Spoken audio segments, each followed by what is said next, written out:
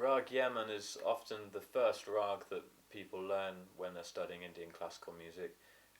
It's seen as a really good starting point because it's quite easy to understand how this Raag works. I wouldn't say it's the simplest Raag, but it does start to open up to you certain ideas of how you can have a scale as a template, and then you just treat it slightly differently on the way up and the way down, and you have certain notes that are, given a bit more importance than others. So it's relative to a Lydian scale. If you know anything about modes, or if you don't, you can find them out on the other section of this website called Modes and Scales. The Lydian scale uses the sharpened fourth, and it's quite important, especially in Indian music, that we always refer to the note which is a tritone away from the root. It's important that we always refer to that as a sharp four, because in Indian music we don't move the fifth. So that fifth is always there. That's the pa. So sa and pa are actually a drone. They'll be there all the time, unless you're using a very specific rag that doesn't use pa, but it will never be moved. Pa will never be sharpened or flattened. It just sometimes isn't included. So here we've got ma. That's the ma tiva, which means sharpened. Tiva means sharp. So there's a sharp four. The rest of the scale, in terms of just the notes that you use in the scale, are the same as the major scale. So that's a D, which is sa, going to re, which is a E, and then we've got F sharp, which is ga, so that's like a major third, and then we've got that martiva again, which is a G sharp, and that's the fourth degree, sharp four of the scale. And then of course we've got the pa, so there's a perfect fifth, which is an A, yeah, we call that pa.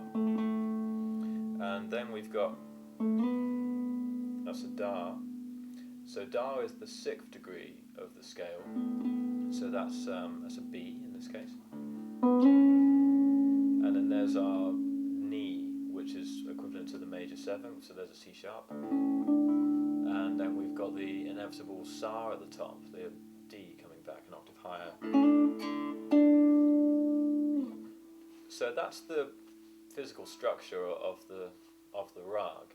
And next you have to just think about the grammar. I like to call it grammar because it's like a way of pronouncing those notes and a way of structuring them into phrases in order for it to be, the language that rag is really about.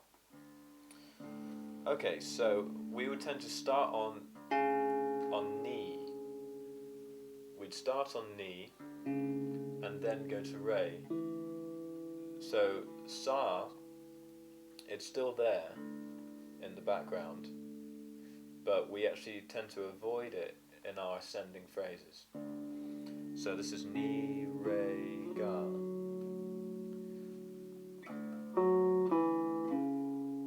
Ni, re, ga.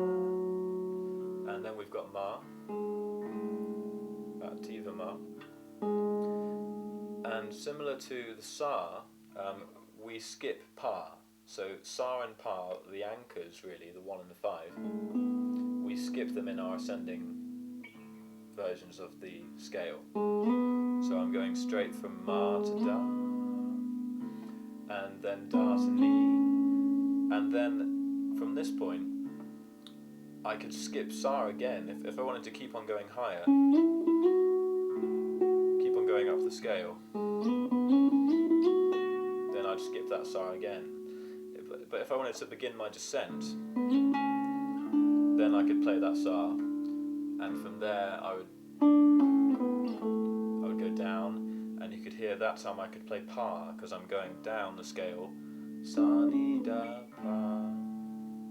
If I wanted to drag that out, that would be fine. I could play da, ni, re, and then go back to sa, ni, da, ma. I could skip pa again, and then come up to da, to pa. So that's mixing a bit of the ascending with the descending, because of course when you're phrasing, you're rarely just going up or just going down. You're spending a bit of time hovering around here.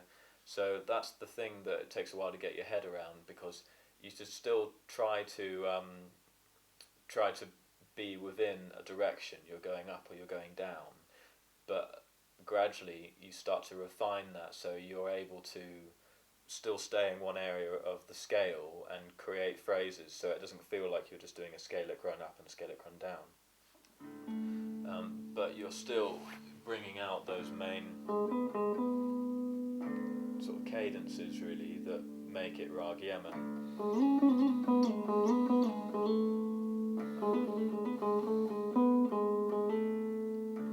So,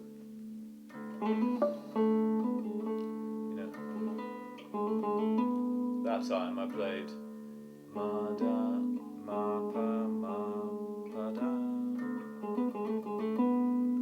So you can get away with playing pa going up to da, but you generally, once you did that,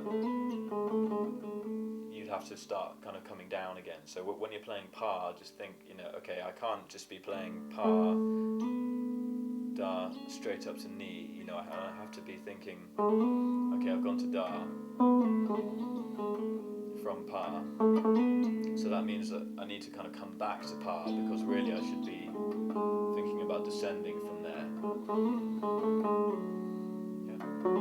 So if you want to just keep on going up, then you should be playing ma, da, and then you can advance to ni with more confidence that that's how the rag should sound. And the same thing for sa, really. I mean, you could get away with playing ni, sa, re, although I'm tending to play them more as just articulations,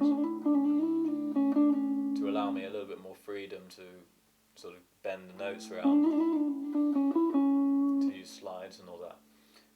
So I wouldn't generally play, because that would sound like a different rag. But if I was going to play it slowly and very clearly, then ni, re, I'd have to really be thinking more about skipping sa. And of course, to advance up, I'd have to be skipping sa and then sa on my way down. Okay? So these rules, they're there to be observed, but you will find exceptions. You'll find times when they're not used exactly in the way that I'm telling you they're prescribed, but generally that's how the rag will be constructed. You just have to take into account that India is such a huge place, and there's so many different styles and different gharanas. It's developed over so many years, that there are exceptions. There are times when you'll find a melody and it doesn't quite use those exact prescribed methods of moving around the scale. But the phrases which really stand out as sounding like Raag Yaman and being the real kind of like passport for getting into that sound, they are going to be the ones that are skipping pa, skipping sa, and then using them more as punctuations on the way down.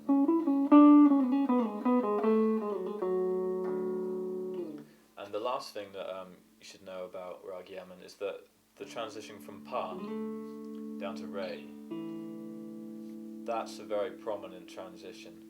So particularly a melody, might be kind of snaking up to sa, and then it'll jump all the way back down to that re.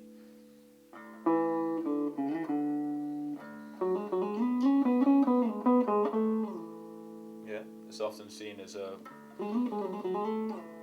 way to come out of the particular area of the scale that you're in and just offer a real reflection by changing all the way down, often with like a slide.